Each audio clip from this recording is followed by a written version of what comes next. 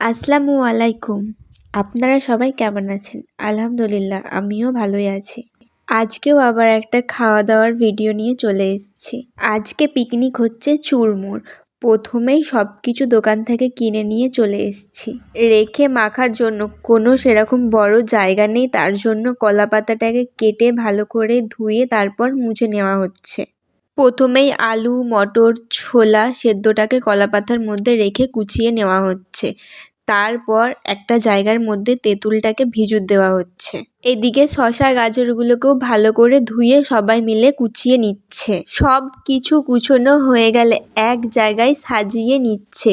তারপর হালকা হালকা করে চুরমুরগুলোকেও ভেঙে দিচ্ছে। তার মধ্যে নুন, লঙ্কা গুঁড়ো, তেঁতুল গোলার জল দিয়ে ভালো করে মাখিয়ে নিয়ে দেখো সবাই একসাথে আমরা খেতে বসে পড়েছি।